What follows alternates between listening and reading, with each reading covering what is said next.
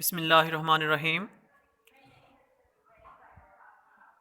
Students, आज हम lecture पढ़ रहे हैं क्लास 9th फिज़िक्स, चैप्टर 5 है ग्रेविटेशन। आज जो हमारा 4 जनवरी को लेक्चर है वो है law of gravitation and Newton third law of motion. Law of gravitation को हमने डिस्कस करना है and Newton third law of motion को हमने इसके साथ कंपैरिजन करके देखना है। It is to be noted that mass m1 attracts mass m2 towards it with a force F, while mass m2 attracts m1 towards it with a force of same magnitude F but in opposite direction. Same magnitude F but in opposite direction.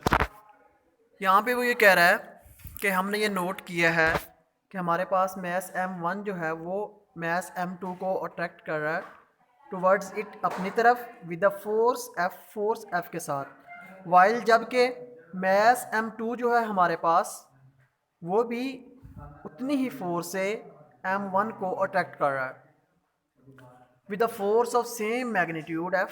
Same magnitude के साथ उस force की magnitude दोनों की जो mess m1 m2 को attract कर रहा है और m2 m1 को अट्रैक्ट कर रहा है, इन दोनों को उन दोनों की फोर्स जो है वो सेम मैग्नीट्यूड है but in opposite direction, but उनकी डायरेक्शन जो है दोनों की वो डिफरेंट है।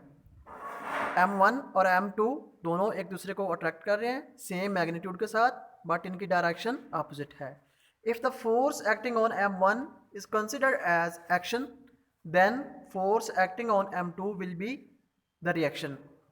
यहाँ पे जो उसने बोला है स्टेटमेंट में Newton third law of motion, यहाँ पे वो उसका इसके साथ कंपैरिजन कर रहा है Newton third law of in terms of Newton third law of motion वो देख रहा है यहाँ पे, because students you know action and reaction are equal in magnitude but opposite in direction. ये हमारे पास थर्ड लॉ है इसका, तो तब जो इसको अप्लाई कर रहा है जो हमारे पास दोनों मैसेज एक दूसरे को अट्रैक्ट कर रहे हैं। यहाँ पे वो ये कह रहा है कि अगर हम if the force acting on m1, जो फोर्स m1 के ऊपर लग रही है वो इज़ कंसिडर्ड एज, वो हम कंसिडर करना है as action, then force acting on m2, जो फोर्स m2 के ऊपर लग रही है वो हमने कंसिडर करना है उसको m2 के ऊपर जो फोर्स लग रही है वो m1 की वजह से और m1 के ऊपर जो फोर्स लग रही है वो m2 की वजह से है, वो दोनों क्या हो गए रिएक्शन। m1 के ऊपर जो फोर्स लग रही है वो हम कंसिडर कर रहे हैं एक्शन के तौर पे और m2 के ऊपर जो फोर्स लग रही है वो हम लोग उसको रिएक्शन के तौर पे ले रहे हैं। The action and reaction due to force of gravitations are equal in magnitude but opposite in direction. ये न्यूटन थर्ड लॉ के बारे में कह रहा है। The action and reaction due to force of gravitation are equal in magnitude but opposite in direction. This is consistent with Newton's third law of motion, which states to every action there is always an equal but opposite reactions। यहाँ पे उसने जो अब हमें पहली लाइनों में example बताई है इसकी मैस m1 और मैस m2 की, यहाँ पे वो ये कह रहा है कि Newton third law of motion के साथ ये रिलेट कर रही है, जो कि थर्ड लॉ स्टेट करता है कि हर जो भी एक्शन है उसका एक रिएक्शन होता है, कोई भी एक्शन हो उसका रिएक्शन होता है। To every action there is always an equal, उसके इक्वल बट अपोजिट रिएक्शन, उसके अपोजिट जो होता है वो रिएक्शन होता है। जैसे फोर्सेस टू लग रही थी m1 के ऊपर, m1 m2 के ऊपर लगा रहा था और सेम फोर्स उसकी मैग्नीट्यूड सेम थी उसकी बट डायरेक्शन चेंज थी, m2 उसी के ऊपर m1 के ऊपर फोर्स लगा रहा था। हमारे पास अब जो हमने स्टूडेंट्स ये हमारा जो law of gravitation and Newton's third law of motion है, ये हमारा क्लास वर्क है, ये आपने क्लास वर्क राइट करना है। और ये जो हमारा होमवर्क है ग्रेविटेशनल फील्ड वाला, ये आपने अपने जो है विंटर पैक रजिस्टर उसके ऊपर आपने इसको राइट करना है, ग्रेविटेशनल फील्ड का इसको लर्न भी करना है और साथ साथ विंटर पैक रजिस्टर के ऊपर आपने राइट भी करना है, जो हम अभी डिस्कस करने जा रहे हैं। Gravitational field according to Newton's third law of motion, the gravitational force between a body of mass m and earth is given by, यहाँ पे वो ग्रेविटेशनल फील्ड के बारे में हमें बता रहा है न्यूटन्स लॉ ऑफ ग्रेविटेशन के रेलिवेंट उसको करते हुए कंपैरिजन करते हुए कि जो हमारे पास एक बॉडी है उसका मैस m है, उसको अर्थ के साथ उसको हम कैसे राइट करेंगे, उसका फार्मूला हम क्या बनाएंगे according to Newton's law of gravitation के मुताबिक।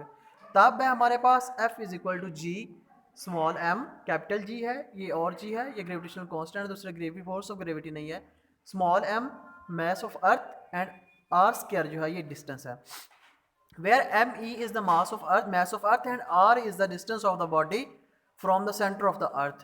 ये जो हमारे पास r है इसका मैं आपको समझाता हूँ कि सपोज दैट ये हमारे पास अर्थ है, ये वाली, ये एरो नहीं है इसके साथ, सिर्फ ये अर्थ है, यहाँ पे हमारे पास एक बॉडी पड़ी हुई है, तो इसके अर्थ के इस सेंटर पॉइंट से लेके उस बॉडी तक जितना भी डिस्टेंस है उसका, उसको r से डिनोट किया गया है, और M E mass of earth है, स्मॉल एम उस जो हमारे पास मैस यहाँ पे पड़ा है उसका है, और फोर्स ग्रेविटी है, एफ फोर्स को शो कर रही है। The weight of the body is due to gravitational force, the weight of the body is due to gravitational force with which the earth attracts the body. यहाँ पे ये line बड़ी important है, वो ये कह रहा है कि the weight of body is due to gravitational force, किसी भी बॉडी का जो वेट होता है ना वो उसकी ग्रेविटेशनल फोर्स की वजह से होता है, जितनी फोर्स उसको लग रही होती है उसको अपने सेंटर पॉइंट अर्थ अट्रैक्ट कर रही होती है उतना ही उसका वेट होता है, और ये विद रिस्पेक्ट टू हाइट ये चेंज भी होता है, बिकॉज अपवर्ड डायरेक्शन में ये कम होती है और अर्थ सरफेस पे इसकी वैल्यू 10 मीटर पर सेकंड स्क्वायर होती है या फिर 9.8 मीटर पर सेकंड स्क्वायर होती है, ठीक है। तो जो लेकिन इसके अपोजिट जो मैस है वो स्केलर क्वांटिटी है और वो चेंज नहीं होता, वो कंटिन्यू, वो स्पेसिफिक होता है, वो चेंज नहीं होता, उसको आप किसी भी हाइट पे लेके चले जाएं उसकी वो स्पेसिफिक वैल्यू जो उसकी के जी, सपोज दैट 1 kg है तो वो 1 kg ही रहेगा। नेक्स्ट हम जो डिस्कस करने जा रहे हैं gravitational force with which the earth attracts a body. Gravitational force जिसकी वजह से अर्थ बॉडी को अट्रैक्ट करती है, gravitational force is a non contact force. Gravitational force जो है वो नॉन कंटैक्ट फोर्स है, इसको हमने एक्सप्लेन करना है ये कैसे है। For example the velocity of a body, the velocity of the body throne up goes on decreasing while on return it velocity goes on increasing। ये बाद में आपको समझाता हूँ। सपोज दैट अगर हमारे पास एक बॉल है उसको हम अपवर्ड डायरेक्शन में थ्रोन अप करते हैं तो उसको हम फोर्स लगा के छोड़ देते हैं तो उसकी वेलोसिटी डिक्रीज होना स्टार्ट हो जाती है, जैसे वो कह रहा है गोज ऑन डिक्रीजिंग। अगर उसको हम अपवर्ड डायरेक्शन में करते हैं बिकॉज हमने फोर्स लगाना छोड़ दिया है, अर्थ उसको अपोजिट डायरेक्शन में अपनी टूवर्ड सेंटर पॉइंट उसको अट्रैक्ट कर रही है, तब वो उसकी वेलोसिटी डिक्रीज हो जाएगी। While on return its velocity gone on increasing, goes on increasing. तब वो जब वो डाउनवर्ड आएगी स्पेसिफिक हाइट पे जाते हुए, जितनी हम फोर्स लगाई है एक हाइट पे जाएगी फिर वापस टुवर्ड्स अर्थ आएगी, तब उसको अर्थ अट्रैक्ट कर रही होगी।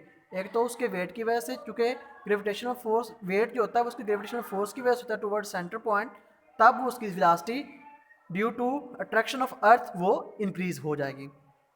अपवर्ड जाते वक्त वेलोसिटी डिक्रीज इस वजह से होती है कि उसके ऊपर अपोजिट फोर्स लग रही होती है, और नीचे आते वक्त, डाउन आते वक्त रिटर्न जब वो होती है बॉल, तब वो उसकी इंक्रीज होती है बिकॉज उसको अर्थ अपने सेंटर पॉइंट की जानिब अट्रैक्ट कर रही होती है।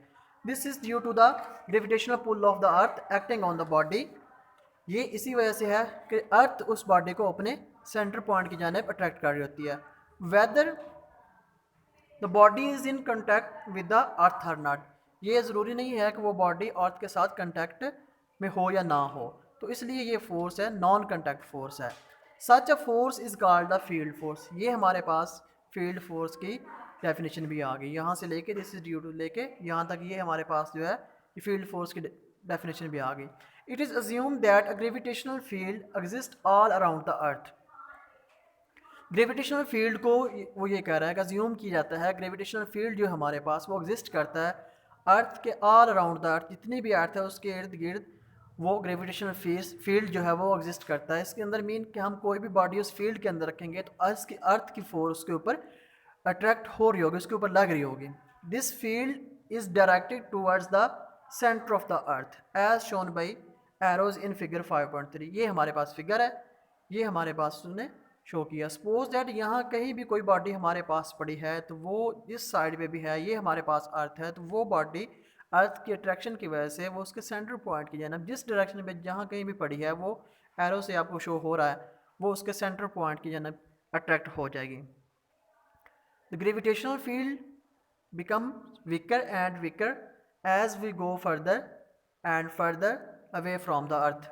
जैसे हम लोग इसको अर्थ से दूर होते जाएंगे, इसके फील्ड के अंदर तो हम रहेंगे, बट जो हमारे पास ग्रेविटेशनल फोर्स है वो वीक होती जाएगी, बिकॉज अर्थ की सरफेस के ऊपर सबसे ज़्यादा जो इसकी वैल्यू है ग्रेविटी की वो ज़्यादा लगती है। जैसे जैसे हम इससे दूर होते जाएंगे फोर्स ऑफ ग्रेविटी जो है वो कम होती जाती है। जैसे हम हाइट पे जाते हैं तो वो उसकी फोर्स ऑफ ग्रेविटी कम हो जाती है, और जैसे जैसे जो फील्ड है एग्जिस्ट कर रहा है ऑल अराउंड द अर्थ, तो वो वहाँ पे जब हम जितना सरफेस से दूर जाएंगे, स्पेस की डायरेक्शन में मूव करेंगे, तब वो हमारे पास फोर्स ऑफ ग्रेविटी कम होती जाएगी।